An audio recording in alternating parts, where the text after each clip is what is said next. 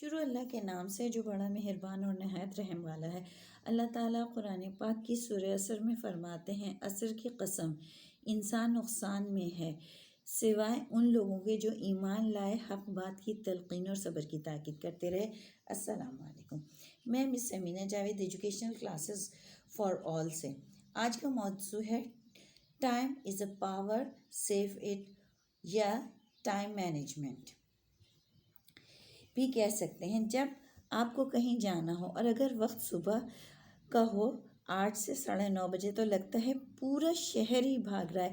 Traffic jam اس کا منظر بالکل صحیح عکاسی کرتا ہے۔ صبح کے وقت اکثر اسکول وینس کی بری طرح ہارن بجنے کی آوازیں آ رہی ہوتی ہیں، کسی گھر سے امی کی آواز آتی ہے، ناشتہ کرو، صبح گاڑی کھڑی ہے، صحیح سے ناشتہ کرو وغیرہ۔ اسی طرح کی افراتفری کی وجہ سے اس سب افراتفری کے پیچھے وجہ ہے صبح دیر سے اٹھنا۔ اگر ہم صبح کو صحیح ٹائم سے اٹھنے کی عادت ڈال لیں تو شاید اس طرح نہ ہو۔ اور سب سے اہم بات ہے کہ وقت کی ناقدری۔ سب سے پہلے ہمیں اپنے وقت کو منظم کرنا ہوگا، یعنی ہمیں وقت کو مینیج کرنا آنا چاہیے۔ سب سے پہلے کرنے والے کام پہلے اور بعد کے کرنے والے بعد میں ہوں، اس لیے ہمیں ایک منصوبہ بندی کرنی پڑے گی۔ اس کے لیے ایک پلاننگ کی ضرورت ہے، جس کے تحت ہم اپنا وقت یا قیمتی سرمایہ بچا سکتے ہیں۔ اکثر لوگ لفظ تو بولتے ہیں کہ ویژن ضروری ہے، آپ کا ویژن واضح ہونا چاہیے، مگر بہت سے لوگ عام لوگ نہیں سمجھتے ویژن کا کیا مطلب ہے۔ What is the actual meaning of vision? Vision means clarity of your work, یعنی ہم اپنے کام کو تو سمجھیں کہ آخر ہمیں کرنا کیا ہے۔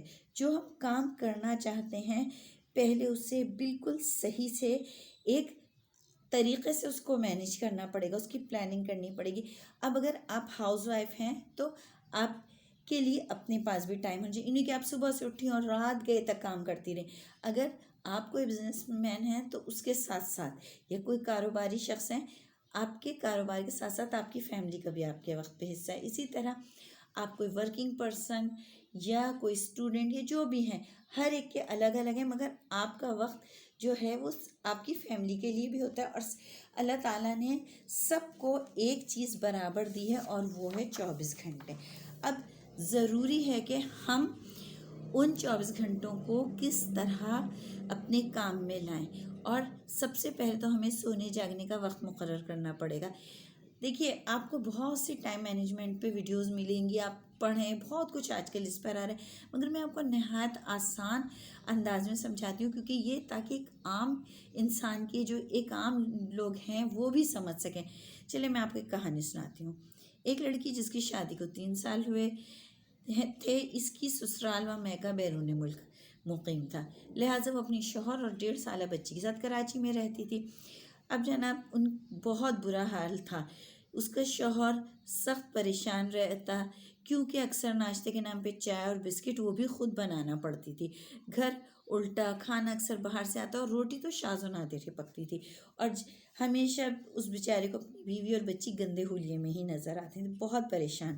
پھر ایسا ہوا کہ ان کی شادی کے بعد پہلی دفعہ، یعنی 3 سال بعد پہلی دفعہ، اس کی ایک نند جو کہ لاہور میں مقیم تھیں، ان کے بچے بڑے تھے، لہٰذا وہ اپنے بھائی سے ملنے کے لیے کراچی آئیں، تو ان کی اپنی بھابھی کے ساتھ بہت محبت بھری دوستی تھی۔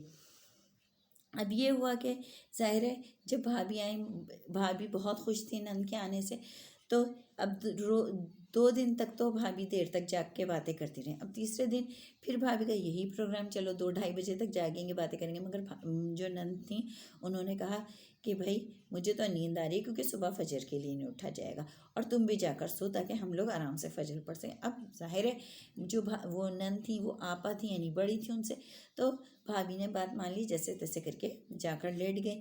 اب اس کے بعد صبح کو نند صاحبہ اٹھیں، انہوں نے آپا نے اٹھا کر ان کو بٹھایا، بھابھی کو، وہ بھی اٹھی، نماز وغیرہ دونوں نے پڑھی۔ پھر اس کے بعد نماز کے بعد تلاوت وغیرہ سے فارغ ہو کے بہت سارا ٹائم تھا، تو بھابھی نے سوچا چلو تھوڑا سا لیٹ جاؤں، تو ان کی نند نے کہا ارے تم لیٹنے جا رہی ہو، میں تو سوچا تھا تمہارے ہاتھ کے خستہ پراٹھے کھاؤں گی اور دم والا قیمہ، کیونکہ بھابھی کھانا بہت اچھا پکاتی تھی۔ تو اب بھابھی بہت خوش ہوئیں اور انہوں نے وہ فوراً کچن میں لگیں. جب نند ان کے پاس کہ چلو میں تمہارا ہاتھ بٹا کے لیں گی، نہیں، اور ساتھ ساتھ پھیلاوا بھی وہ سمیٹتی رہیں. اس کے بعد اب جب شوہر صاحب بیچارے اٹھے، اب آج کل ناشتہ بھی بازار سے آ رہا تھا کیونکہ نند کی خدمت کر رہی تھیں، وہ بہت خوش تھیں اپنی نند کے آنے سے. مگر جب وہ اٹھے تو بالکل حیران رہ گئے، بڑی اچھی خوشبو گھر میں پھیلی ہوئی تھی. تو اب انہوں نے کیا کرا، خوب سکون سے ناشتہ کیا اور حیرت انگیز طور پہ شادی کے اتنے دنوں بعد پہلی دفعہ وہ لنچ لے کر اپنے آفس بھی گئے. اب جب وہ آفس پہنچ چلے گئے تو آپا نے کہا چلو تم نے ناشتہ بنانے کے بعد جو ٹائم تھا اس میں آدھا تو گھر سمیٹ دیا تھا، اب آدھا اور سمیٹ لو، جلدی کام ہو جائے گا. اور بالکل حیرت انگیز طور پہ اس دن بھابھی نے 10:30 بجے دوپہر کے کھانے کی تیاری کر لی اور پھر خود نہانے بھی چلی گئیں، بچی کو بھی صاف ستھرا کرا. اور اب جب شوہر صاحب آفس سے واپس آئے تو گھر کی حالت یکسر بدلی ہوئی، گھر صاف ستھرا، ہر چیز منظم. وہ بہت خوش ہوئے. اور اسی طرح جب آپا واپس جانے لگیں تو بھابھی رو رو کے بس ایک ہی بات کریں، آپ نے تو میری زندگی سنوار دی، اگر آپ نہ ہوتی تو میں کچھ بھی نہیں کر سکتی تھی. تو بھابھی نے، جو نند تھی، انہوں نے اپنی بھابھی سے پیار سے کہا، اگر میں تمہیں کہتی نا، زبانی طور پہ کہتی تو تم برا مان جاتے ہو، مجھے ایک گھریلو نند سمجھتی، مگر میں نے کچھ نہیں کیا، سب کچھ تم نے کیا، صرف تمہارے پاس وقت کی کمی تھی. اور وقت کی کمی نہیں تھی، تم نے اس کو منظم نہیں کیا تھا، اب تم نے منظم طریقے سے کیا تو دیکھ لو سب کچھ صحیح ہے. اب اسی طرح اگر میں آپ سے صرف یہی گزارش کروں گی کہ آپ بھی وقت کی اہمیت کو سمجھیں، کیونکہ we achieve goals of life by clear vision and we will get vision to know the power of time. اللہ تعالیٰ میرے کہنے اور آپ کے سننے کو قبول فرمائے. اے اللہ، نہیں کوئی کام آسان نہیں بجز اس کے جس کو تو آسان کر دے، اور جب تو چاہے سنگلاخ زمینوں کو بھی نرم و ہموار کر دے. آمین. السلام علیکم.